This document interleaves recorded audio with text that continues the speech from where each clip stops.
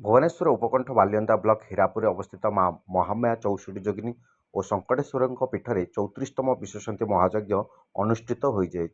प्रत्येक वर्ष भली चलित वर्ष माघ शुक्ल पक्ष चतुर्थी ठारू सप्तमी पर्यंत मां महामाया चौषठी जोगिनी और संकटेश्वर पीठ में 34तम विश्वशांति महायज्ञ अनुष्ठित होती। विश्वशांति महायज्ञ 4 दिन धरी होता है। प्रथम दिन अंकुरारोपण, द्वितीय दिन कलश यात्रा, तृतीय दिन सप्तशती चंडी आहुति एवं चतुर्थ दिन विश्वर शांति निमंते यज्ञकुंड में पूर्णाहुति दि जाए। महायज्ञ में हजार हजार श्रद्धालु मानसिक नहीं कलश यात्रा रे कलश बुड़ाई था एवं महायज्ञ होता चरु प्रसाद को सेवन करि कथारे अच्छी यही महायज्ञ रे जो भक्त मानसिक करे ताहा पूर्ण होता है। आसतु जा से भक्तों पाखे कौन रही भक्तों भावना ताहा आमे पचारि बुझा। ना कुनलता पंडा, घर हीरापुर, बापघर शाशुघर वासुदेवपुर। यही यज्ञ को 7 वर्ष आसूची। एठी कुआ जाउची मनस्कामना समस्त पूर्ण होची। समस्त मनस्कामना पूर्ण होची। अपन सब वर्ष आसुची। सब वर्ष आसूची। मनोरंजन बेहेरा कोड आसंती विश्वनाथपुर आसंती। केते वर्ष होला आसिलेनी मा? मु एठी मोर छुआ बेलू एठी मामूर मोर थिली एठी किंतु मु सब वर्ष आसुची। एठी मांकर चरु अन्न पेशा सेवन एठी सब किछि व्यवस्था होची। एठी सब बेले पे मु सब वर्ष यज्ञ एरे आसे आ अन्य अन्य काम रे आसे मांग पाकू किंतु एठी चरु अन्न पेशा सेवन हो मोर एठी अधिकंता अछि। आज्ञा मां को पाखे जो मानसिक करतले पूर्ण होईची? हां, पाखरे जहा मानसिक करो पूर्ण होय। हमर जहा पुण्य होय सेटा हम निज भीतर आम जाचु। रमामणि प्रधान। आम झारपड़ा आसचु। हाँ आम 8 वर्ष आसलु, ए वर्ष आसलु। हाँ माँ भारी प्रत्यक्ष ठाकुर आ बहुत बढ़िया भी ये पूरा सब ये भल सब मानसिक मु अवश्य रखनी। आम दियर रखी थे पुओटे है सब भल माँ प्रत्यक्ष ठाकुर सी। रवींद्रनाथ नायक। ये जो महायज्ञ होची एटा केते तम हेलानी? 34 वर्ष हेलानी। हमर विश्वशांति महायज्ञ हम महामाया पीठ रे महासमारोह रे पाइतो।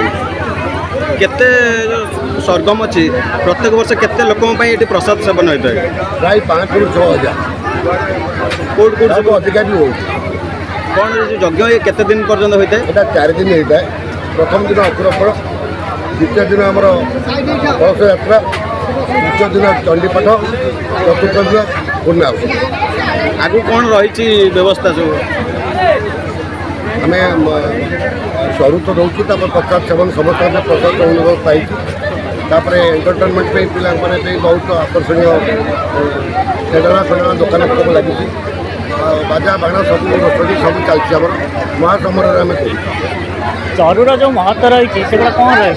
चरुर महत्व लोक सब जहाँ मानसिक करती चरु पाइबा द्वारा मानसिक पूर्ण होने आशा करती। तेणु चरु उपर बेस भर करते। प्रत्येक वर्ष भली ए वर्ष केते संख्यार लोकों आगमन है? ए वर्ष तो आम जहाँ देखिपु प्राय 5-6 हजार लोक अच्छा। एवं भी लोक आसुँच तेणु यहाँ बढ़िबार।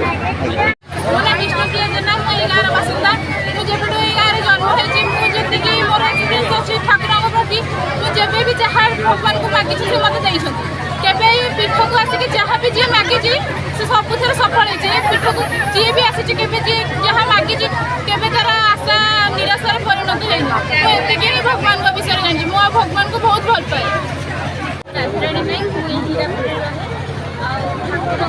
जेबू आसी गाँव अच्छी ठाकुर विषय मानने माने जहाँ भी मो मनस्कामना कर पूर्ण।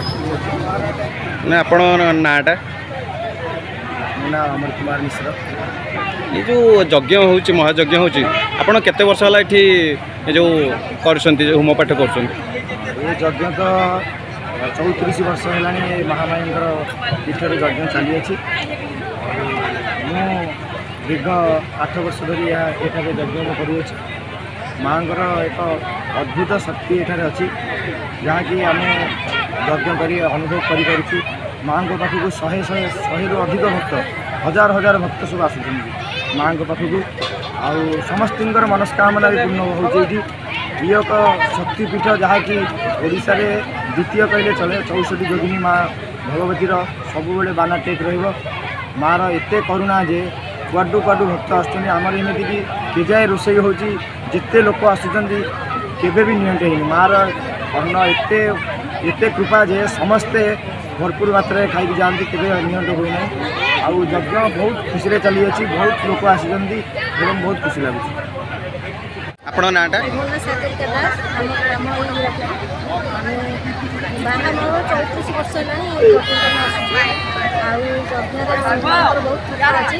ଯାହାର ପିଲାପିଲି ମାନସିକ କଲେ ପାଇବେ, ଆଉ ଆରାଧନା କଲେ ଉପବାସ ରହିକି କିଛି କଲେ ମନସ୍କାମନା ପୂର୍ଣ୍ଣ ହୁଏ। ମୁଁ ବି ମନସ୍କାମନା କରିଥିଲି, ମୋ ଝିଅ ବାହାଘର ଭଲରେ ହେଇଗଲା।